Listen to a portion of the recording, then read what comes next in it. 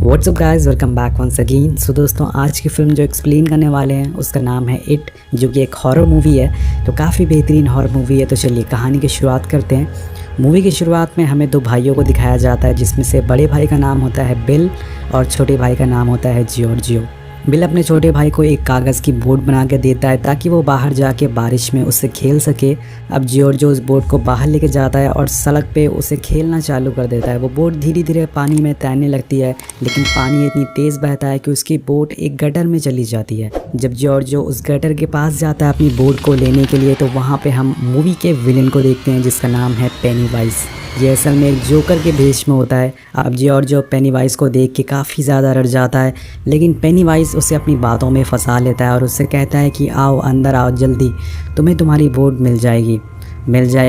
Giorgio जब अपना हाथ बढ़ाता है उस बोट को लेने के लिए, तो पेनीवाइज उस बच्चे का एक हाथ ही काट लेता है दोस्तों। जिसके बाद वो काफ़ी रोता है और अपनी जान बचाने के लिए हेल्प हेल्प चिल्लाता है। लेकिन यहाँ पर बहुत तेज़ बारिश हो रही है, उसकी आवाज़ सुनने वाला कोई नहीं है। फिर जियोर्जियो उसी टनल में उसे खींच लेता है और जान से मार देता है। अब आज तक उस बच्चे का कुछ भी पता नहीं चला है कि वो बच्चा कहाँ गायब हो गया उस बारिश में। यहाँ पर हम एक और लड़के को देखते हैं, जिसका नाम होता है माइक। उसे एक शीप को मारने के लिए कहा जाता है, लेकिन वो स्वभाव से काफ़ी ज़्यादा कोमल होता है, इसलिए वो उसे मार नहीं पाता। वहीं पर खड़ा एक आदमी उसे समझाता है कि उसे ये काम करना होगा, क्योंकि उसका और उसके फैमिली का यही काम होता है। अब यहाँ से सीन शिफ्ट होता है और हम एक स्कूल को देखते हैं, जिसका नाम है डेरी पब्लिक स्कूल। यहाँ हम एक लड़की को देखते हैं, जिसका नाम है बेवरली। उसके क्लास के बच्चे उसे काफ़ी बुरा भला बोलते हैं और उसे काफ़ी तंग करते हैं। हम देखते हैं कि स्कूल के सारे बच्चे काफ़ी एक्साइटेड होते हैं, क्योंकि उनकी समर वेकेशन स्टार्ट होने वाली है। और स्कूल के थोड़ी दूर खड़ी एक औरत को देखते हैं, जो कि अपने मिसिंग बेटे को ढूंढ रही होती है। तो शायद उस बेटे को पेनीवाइज उठा के ले गए हैं। यहाँ स्कूल के बाहर एक बोर्ड लगा होता है, जिस पे लिखा होता है 7 बजे के बाद इस टाउन में कर्फ्यू लगा दिया जाएगा और कोई भी बच्चा बाहर नहीं घूमेगा। यहाँ पर हम एक और लड़के को देखते हैं, जिसका नाम हेनरी होता है। वो सभी अपने छोटे बच्चों को परेशान करता है और उनसे काफ़ी रूड बिहेवियर करता है। वो बिल और उसके दोस्तों को भी हमेशा तंग किया करता था, और वो बिल और उसके दोस्तों को यहाँ भी परेशान करना चालू कर देता है। पर किसी तरह से वो उसे पीछा छुड़ा के भागते हैं। अब बिल स्कूल के बाद अपने घर आता है और वहाँ गैरेज पे अपने डैड को देख के उनसे पूछता है कि क्या मैं आपकी कुछ हेल्प कर सकता हूँ। उसके डैड उसकी इस हरकत पे काफ़ी उसे चिल्लाते हैं। असल में बिल एक पाइप बना रहा होता है, जिसे वो उस गटर में डाल के अपने भाई जियोर्जियो को बचा सके। उसे अभी भी लगता है कि उसका भाई जिंदा है, लेकिन उसके डैड उसे बोलते हैं कि वो मर चुका है, और अगर तुम्हारी मॉम ने ये सब देखेगी तो उन्हें और ज़्यादा बुरा लगेगा। कम से कम उनके बारे में तो सोचना चाहिए तुम्हें। हम माइक को देखते हैं, जो कि साइकिल से कुछ सामान की डिलीवरी करने जा रहा होता है, लेकिन जब वो दरवाजे पे पहुंचता है तो उसे वहाँ काफ़ी आवाज़ें सुनाई देती है। ये आवाज़ें काफ़ी डरावनी होती है, और तभी वहाँ दरवाज़ा अपने आप खुल जाता है और उसके अंदर से काफ़ी सारे लोगों की अजीब सी परछाइयाँ दिखती हैं। ये सभी लोग आग में जल रहे होते हैं, और इनमें माइक पेनीवाइज को भी देखता है। लेकिन इतनी देर में वहाँ हेनरी और उसके दोस्त आ जाते हैं और माइक के ऊपर कचरा फेंक के भाग जाते हैं। एक्चुअल में ये लोग यहाँ पे सभी बच्चों को परेशान करते थे। वो देखते हैं जो कि एक बुक रखने के लिए अपने डैड के ऑफिस में जा रहा होता है, लेकिन उसे देख के ऐसा लग रहा था कि मानो वो काफ़ी ज़्यादा डरा हुआ और सहमा हुआ है। वो वहाँ बुक रख देता है, और जब वो मुड़ता है तो उसके सामने एक बहुत ही ज़्यादा डरावनी पेंटिंग आ जाती है, जिसे देख कर वो बहुत डर जाता है। और ये काम पेनीवाइज का होता है, क्योंकि सबको उन चीज़ों से वो डराता है जिससे वो हमेशा डरते हैं। अब बिल और उसके दोस्त एक दूसरे दोस्त के घर पे जाते हैं और उसे गटर के डेड एंड पे चलने के लिए कहते हैं, जहाँ पे उसके भाई गुम हुआ था।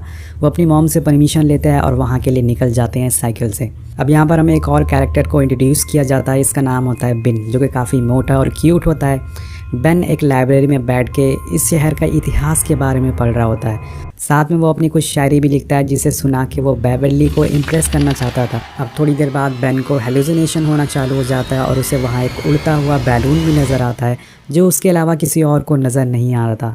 जब वो उस बैलून का पीछा करता है तो वो लाइब्रेरी के नीचे वाले हिस्से में पहुँच जाता है, जहाँ पर काफ़ी अंधेरा और सन्नाटा होता है। वहाँ पर उसे एक आदमी दिखता है, जिसका सर कटा हुआ था, और ये देखकर वो काफ़ी डर जाता है। वो आदमी उसे पकड़ने के लिए उसके पीछे भागता है, और थोड़ी देर बाद बेन को पेनीवाइज भी दिखता है, जो उसे काफ़ी डराता है। लेकिन बेन वहाँ से किसी तरह से अपनी जान बचाकर भाग जाता है। लेकिन अब बाहर आकर हेनरी के दोस्त और हेनरी उसे काफ़ी परेशान करते हैं, और हेनरी एक चाकू से बेन के पेट पे एच बना देता है। तभी वहाँ से एक कार गुजरती है, जिसमें एक कपल बैठे होते हैं। बेन उनसे मदद मांगता है, लेकिन वो उसे इग्नोर करके वहाँ से चले जाते हैं। तभी बेन की नज़र उनकी कान के पीछे वाली सीट पर एक बैलून पे पड़ती है, जो कि वही बैलून होता है जिसकी हेलुसिनेशन उसे लाइब्रेरी में आई थी। बेन समझ जाता है कि वो कपल किसी के वश में आ चुके हैं और तभी बेन हेनरी को लात मार के वहाँ से भाग जाता है। वहीं दूसरी तरफ हम देखते हैं कि बिल और उसके दोस्त उस सीवर के डेड एंड पे पहुँच चुके हैं जहाँ बिल का भाई गुम हुआ था। वो लोग अंदर जाते हैं और उससे पहले वहाँ घायल बेन आ जाता है। बिल उसके पास जाता है उसकी मदद के लिए और दूसरी तरफ हेनरी का एक दोस्त बेन को ढूंढते हुए उसी टनल के पास आ जाता है। वो सोचता है कि बेन सीवर के अंदर चला गया है, इस वजह से वो भी सीवर के अंदर चला जाता है और वहाँ पर उसकी मुलाकात होती है पेनीवाइज से, जो कि उसे बहुत डराता है और उसे अंत में मार देता है। और अब बिल अपने दोस्तों के साथ बेन के लिए दवाइयाँ लेने जाता है, लेकिन वहाँ उसके पैसे कम पड़ जाते हैं और तभी वहाँ उन्हें बेवरली दिखती है और वो इन लोगों की दवाइयाँ लेने में काफ़ी हेल्प करती है। फिर ये लोग बेवरली को अपने साथ तालाब पे चलने के लिए इनवाइट करते हैं और वो मान जाती है। जब बेवरली घर आती है तो हमें पता चलता है कि बेवरली के डैड उससे काफ़ी बुरा बर्ताव करते हैं, जिसकी वजह से वो काफ़ी उदास रहती है। उसके डैड उसके बालों को बहुत ही बुरी नज़रों से छूते हैं, जिसके कारण बेवरली गुस्से में आके अपने बालों को ही काट लेती है। यहाँ उसके डैड को दिखाया गया है कि एक बहुत ही बुरे इंसान है, उनकी नज़र बहुत ही ज़्यादा गंदी है और उनकी गंदी नज़र हमेशा उनकी बेटी पर रहती है। अब बेवरली तालाब के पास जाती है जहाँ उसे बिल के सारे दोस्त मिलते हैं। उनके साथ वो तालाब में खूब मस्ती करती है और उसके बाद ये लोग बेन के घर आ जाते हैं, जहाँ बेन उन्हें डेरी टाउन की हिस्ट्री का कलेक्शन दिखाता है, जिसमें डेरी टाउन के शुरू से अब तक जो भी हादसे हुए हैं और सारी तस्वीरें थी वो उन्हें सबके बारे में बताता है। यहाँ पर जो जो बच्चे गुम हुए थे, ये मर चुके थे, उनकी भी तस्वीरें होती हैं। उन्हीं में से पेपर होता है जो कि डेरी टाउन का कॉन्ट्रैक्ट पेपर होता है। बेन सबको बताता है कि डेरी टाउन बसने से पहले वो शिकारियों का अड्डा हुआ करता था और जब इसे बनाने के लिए लोगों ने कॉन्ट्रैक्ट लिया था और बनाना शुरू किया था तो विंटर के सीज़न में करीब 90 लोग अचानक से गायब हो गए थे। वेल गाइस, लोगों का ऐसा कहना था कि उन्हें शिकारियों ने मार डाला, लेकिन कुछ दिन बाद उनके कपड़े मिलते हैं कुएँ के किनारे जो कि पूरी तरह से खून से सने हुए थे। तभी अचानक से बिल पूछता है कि वो कुआं कहाँ पर मिलेगा, लेकिन बेन को इस जगह का बिल्कुल भी अंदाज़ा नहीं था कि वो कहाँ पर है। इसके बाद हम एडी को देखते हैं जो कोई स्कूल से घर जा रहा होता है और उसे रास्ते में एक काफ़ी पुराना घर दिखता है, जिसके सामने वो रुक जाता है। उसी टाइम उसकी दवाइयाँ लेने का टाइम भी हो जाता है, तो वहाँ पर वो मेडिसिन लेना चालू कर देता है, लेकिन तभी उसे घर के अंदर से कुछ अजीब आवाज़ें सुनाई देती है। वो वहाँ से भागने लगता है, लेकिन जल्दबाजी में उसके हाथ से वो दवाइयाँ गिर जाती है।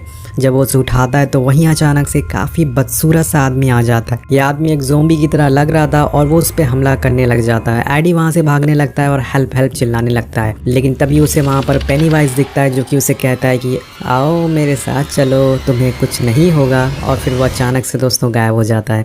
एडी वहाँ से भाग जाता है। अब रात का समय होता है। हम बेवरली के घर का सीन देखते हैं जहाँ पे वो बेन की पोएट्री देख रही होती है।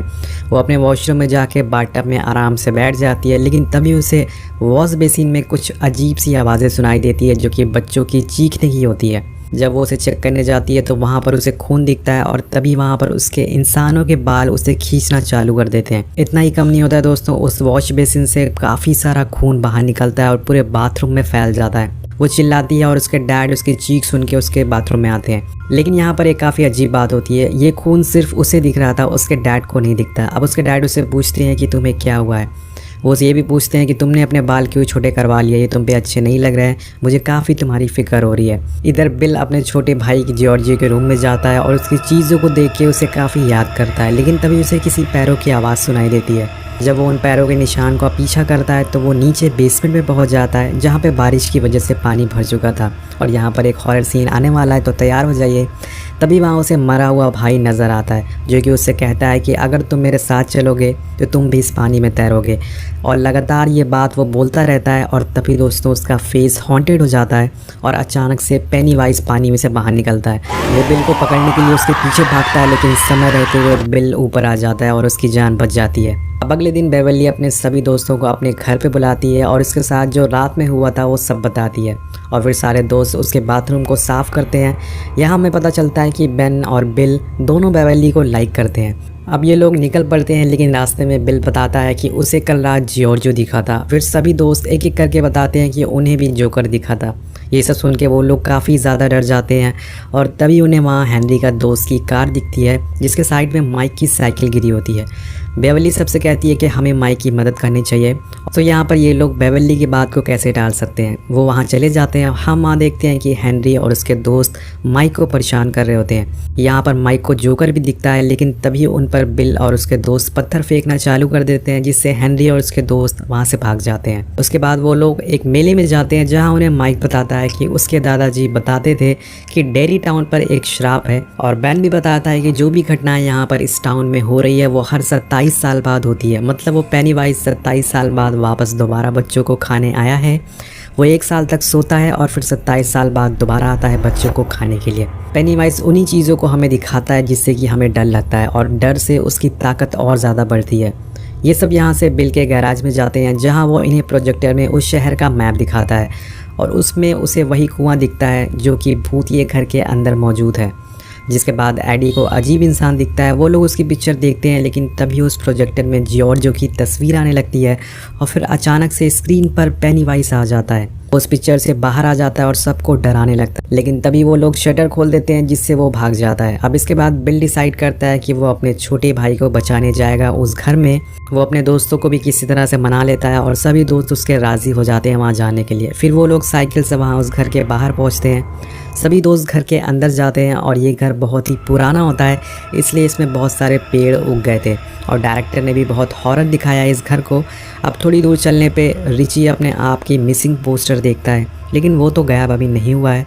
इसका मतलब अगला नंबर उसका होने वाला है। इस बात से वो काफ़ी डर जाता है, लेकिन उसके दोस्त उसे शांत करवाते हैं किसी तरह। तभी पेनीवाइज उन सारे लोगों को विजन दिखाता है, जिससे कि वो सारे लोग अलग अलग हो जाते हैं। एडी एक कमरे में चला जाता है और उसे फिर से वही अजीब आदमी दिखता है, जिसे देख के वो काफ़ी ज़्यादा डर जाता है और नीचे गिर जाता है।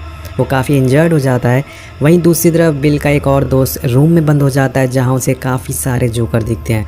तभी वहाँ पर पेनीवाइज आ जाता है, जो उसे काफ़ी डराता है और फिर उसकी तरफ भागते हुए आने लगता है, लेकिन बिल किसी तरह से उसे बचा लेता है। और फिर वही रूम में ज़मीन से एक बच्चा निकलता है, जो कि काफ़ी भयानक सीन होता है। वो बच्चा मुंह से उल्टियाँ करना शुरू कर देता है। अब ये लोग उसी रूम में पहुँच जाते हैं, जहाँ पर वो जोकर एडी को खाने वाला होता है। वो उसे वहाँ से भगाने की कोशिश करते हैं, लेकिन वो नहीं भागता और बिल पे हमला करने लगता है। लेकिन बेवर्ली अचानक से उसके मुंह में एक रॉड डाल देती है, जिससे वो वापस नीचे चला जाता है। और जब बिल नीचे जाकर देखता है कि वो कहाँ जा रहा है, तो उसे पता चलता है कि जोकर उसी कुएं में वापस जा रहा था जहाँ से ये कहानी शुरू हुई थी। अब ये लोग बाहर आते हैं और रिची बिल से कहता है कि तुम्हारा भाई मर चुका है, अब वो वापस नहीं आएगा और हम उस घर में भी वापस अब नहीं जाएंगे। बेवर्ली उन सभी को समझाने की कोशिश करती है, लेकिन वो नहीं मानते और चले जाते हैं वहाँ से। यहाँ पर इन दोस्तों में लड़ाई भी हो जाती है। अब हम हेनरी को देखते हैं, जो कि अपनी डैड की बंदूक यूज़ कर रहा होता है। एक्चुअल में उसके डैड एक ऑफिसर होते हैं, और इस बात से वो काफ़ी गुस्सा हो जाते हैं। वो उस पर खूब चिल्लाते हैं और हेनरी को अपने डैड की बातें बहुत बुरी लगती है। अब हेनरी को अपने लेटर बॉक्स के ऊपर एक रेड बैलून मिलता है, और वो पूरा संकेत होता है कि पेनीवाइज वहीं आसपास मौजूद है। जब हेनरी उस लेटर बॉक्स को खोलता है, तो उसमें एक छोटा सा बॉक्स होता है, जिसमें एक चाकू मिलता है उसे। जब वो उस चाकू को उठाता है, तो पूरी तरह से पेनीवाइज के कंट्रोल में आ चुका था। हेनरी पूरा उसके कंट्रोल में होता है, और वो जाके अपने डैड को उसी चाकू से मार देता है। यहाँ पेनीवाइज ने उसके गुस्से का फ़ायदा उठाया था और उसे अपने ही पिता को मरवा दिया। अब दूसरी साइड बेवर्ली के डैड उसके साथ बदतमीज़ी करने की कोशिश करते हैं, लेकिन वो किसी तरह से वॉशरूम में छुप जाती है। उसके डैड वॉशरूम का दरवाज़ा तोड़कर अंदर घुस जाते हैं, और बेवर्ली गुस्से में आकर वॉश बेसिन से अपने डैड के सर पे मार देती है, जिससे वो जख्मी होकर गिर जाते हैं। जब बेवर्ली वहाँ से जाने लगती है, तो पेनीवाइज वहाँ पर आ जाता है और उसे पकड़ लेता है। अब बिल बेवर्ली को ढूंढते ढूंढते उसके घर आ जाता है, लेकिन उसे वहाँ उसके डैड मरे हुए मिलते हैं, और दीवारों पर पेनीवाइज का मैसेज लिखा होता है, और ये मैसेज होता है you die if you try. अब ये सब जाके बिल अपने दोस्तों को बताता है, और फिर सभी दोस्त एक साथ हो जाते हैं, जो कि बेवर्ली को बचाने के लिए निकल पड़ते हैं। वो उसी घर में जाते हैं, लेकिन इस बार वो पूरी तरह से तैयार होकर आते हैं पेनीवाइज का मुकाबला करने के लिए। वो उस कुएं में एक एक करके एंटर करते हैं, और वहीं हम देखते हैं कि बेवर्ली उस कुएं के अंदर लेटी हुई होती है, और उसके ऊपर खून की बूंदें टपक रही होती है। और तभी वहाँ पर पेनीवाइज आ जाता है, जो कि उसे अपना मुंह खोलकर पूरी तरह से वश में कर लेता है। जब वो लोग नीचे जाते हैं, तो वहाँ उन्हें अपना एक और दोस्त दिखता है, जिसे पेनीवाइज खाने वाला होता है, लेकिन इन्हें देखकर वो यहाँ से भाग जाता है और उसकी जान बच जाती है। अब आगे बढ़ने पर ये लोग बेवर्ली को लटका हुआ देखते हैं और उससे फ़ौरन ही उतारते हैं, लेकिन वो पूरी तरह से पेनीवाइज के वश में होती है, और तभी बेन उसे किस कर लेता है, जिसके बाद वो दोबारा होश में आ जाती है। हम यहाँ पर बिल के छोटे भाई को भी देखते हैं। वो बिल से बोलता है कि मुझे अपने साथ ले चलो, और ये काफ़ी ज़्यादा इमोशनल सीन होता है। वो बोलता है कि मुझे मॉम डैड के पास जाना है, प्लीज़ मुझे यहाँ से ले चलो। लेकिन बिल समझ जाता है कि ये उसका भाई नहीं बल्कि पेनीवाइज है। वो उसे गोली मार देता है और तभी पेनीवाइज अपने असली रूप में आ जाता है और सब पर हमला करना चालू कर देता है। एक टाइम ऐसा आ जाता है कि वो बिली को पकड़ लेता है और उसके दोस्त को बोलता है कि बिल को मुझे दे दो और तुम सबको मैं जाने दूंगा। पेनीवाइज उनसे कहता है कि तुम लोग मुझसे जितना डरोगे मेरी ताकत उतनी ज़्यादा बढ़ती जाएगी, लेकिन वो लोग नहीं मानते और सभी दोस्त मिलकर पेनीवाइज को मारना चालू कर देते हैं। दोस्तों, कोई भी बच्चा पेनीवाइज से नहीं डरता, इसलिए उसकी ताकत कम होती जा रही थी और वो धीरे धीरे छोटा होता जा रहा था और लास्ट में वो दोबारा एक कुएं में चला जाता है। और उसने बेवेली को भी इसलिए नहीं मारा था क्योंकि वो उससे नहीं डरी थी। मतलब इस जोकर की ताकत ही डर होती है। दोस्तों, यहाँ पर सबकी जान बच जाती है और अब वो 27 साल बाद दोबारा लौटेगा। यहाँ पर बिल को अपने छोटे भाई की जैकेट मिलती है जिसे देख के वो काफ़ी इमोशनल हो जाता है और सभी दोस्त उसको सहारा देते हैं। फिर सारे दोस्त ऊपर आ जाते हैं और प्रॉमिस करते हैं कि अगर पेनीवाइज दोबारा आया तो हम उसे हराने दोबारा ज़रूर मिलेंगे। लास्ट में बिली और